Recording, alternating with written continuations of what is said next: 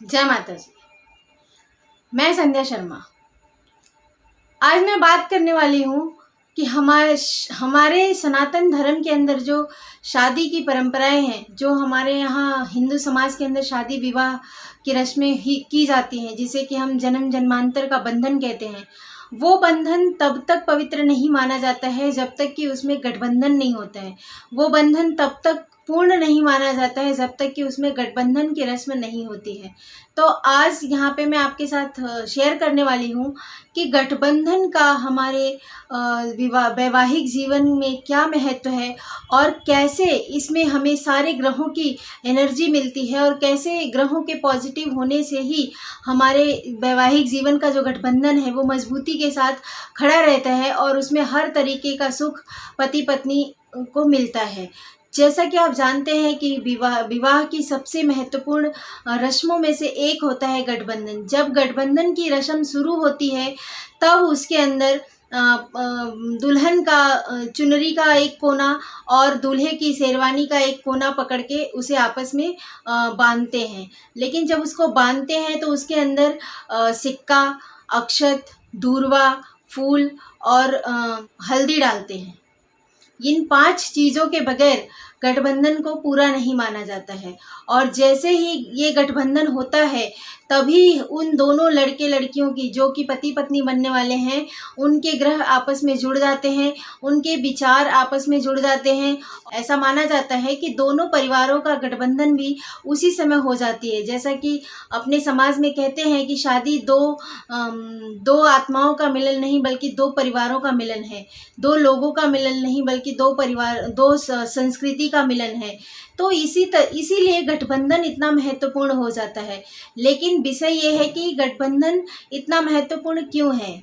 तो जो उसमें सामग्री डाली जाती है, जैसे कि सिक्का है, कॉइन जो डाला जाता है, वो धन का प्रतीक होता है कि अब इस जोड़े के अंदर जो पति पत्नी बन चुका है उस जोड़े को कभी भी आगे भविष्य में पैसों की कमी नहीं आएगी और कुबेर का आशीर्वाद उन पर बना रहेगा, जिससे कि उनका वैवाहिक जीवन सुखमय होगा। और दूर्वा आप जानते हैं कि भगवान गणेश का भी प्रिय है, उन्हें भी दूर्वा चढ़ाई जाती है। और दूर्वा को एक आशीर्वाद है कि दूर्वा कभी भी सूखती नहीं है। अगर सूखी हुई दूर्वा को भी आप पानी में रखते हैं तो दूर्वा फिर से हरी भरी हो जाती है। तो दूर्वा डालने का मतलब है कि इस जोड़े को, इस पति पत्नी के जोड़े के जीवन में कभी भी सूखापन ना आए, हमेशा हरियाली बनी रहे और वहीं पर बुध ग्रह की भी एनर्जी उनको मिलती रहे, उनका आशीर्वाद मिलता रहे, जिससे इनका वैवाहिक जीवन सुखमय हो। फिर तीसरी आती है हल्दी। हल्दी आप जानते हैं कि हमारे आयुर्वेद में भी हल्दी का बहुत ज़्यादा प्रयोग किया जाता है। हल्दी स्वास्थ्य की दृष्टि से भी बहुत महत्वपूर्ण हो जाता है। हल्दी आरोग्य प्रदान करता है और हमारे ज्योतिष में गुरु ग्रह के प्रतीक का भी प्रतिनिधित्व करता है। तो हल्दी इसीलिए डाला जाता है कि ये जोड़ा आरोग्य रहे, सुखी रहे और किसी तरीके की बीमारियों से बचा रहे। फिर आता है अच्छत इस बात का प्रतीक है कि इस जोड़े को वैवाहिक जीवन जो आगे पथ पर बढ़ने वाले हैं, इन्हें कभी भी अपने जीवन में किसी भी तरीके की धन संपत्ति की हानि का सामना ना करना पड़े और इनके जीवन में रुपए पैसे की कमी ना हो, क्योंकि अक्षत चंद्रमा का प्रतीक है और चंद्रमा को ही धन दौलत का ग्रह मानते हैं कि अगर आपकी कुंडली का चंद्रमा अच्छा है तो आपके जीवन में धन दौलत जरूर होगा।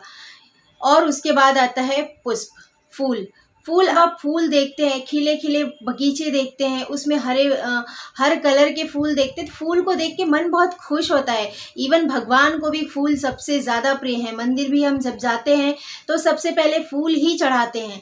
तो फूलों की तरह इस जोड़ी का जो भी पति पत्नी बन रहे हैं, इनका जीवन फूलों की तरह खिला रहे, खुशियों से भरा रहे, इनके रास्ते में किसी भी तरीके की रुकावट या कांटे ना हो, इसलिए गठबंधन में फूल भी डाला जाता है। तो अब आपने देखा कि गठबंधन की एक छोटी सी रस्म के अंदर जो हमारी 5 तरीके की सामग्री का इस्तेमाल किया जाता है, ये पूरी की पूरी आपके जीवन को आधार बनाकर आपके लंबे जीवन और मंगलमय भविष्य के लिए हर तरीके का सपोर्ट आपको दिया जाता है। सही मायने में आपकी शादी तभी संपन्न होती है और संपूर्ण होती है जब आपका विवाह के अंदर गठबंधन होता है, जो कि मंत्रों के उच्चारण के साथ होता है, जो कि बहुत ही ज़्यादा पवित्र माना जाता है। सनातन धर्म के अंदर हमने एक भी काम ऐसा नहीं किया है जो कि हमारे ग्रहों की पॉजिटिव एनर्जी लेने का काम ना करती हो। तो आपने देखा कि एक छोटी से गठबंधन में भी हमने 5 ग्रहों की एनर्जी ली है, ताकि हमारा जो आने वाली जोड़ी है, जो एक भावी दंपत्ति बनने जा रहा है, जो आगे चल के संसार और समाज को एक अच्छा सही राह दिखा सके, उसे हर तरीके की सपोर्ट दी जाती है, ताकि उनका वैवाहिक जीवन सुखमय हो, संपन्न हो। तो आज के लिए बस इतना ही। माता रानी आप सबको सुखी रखें, स्वस्थ रखें, मस्त रखें। जय माता दी।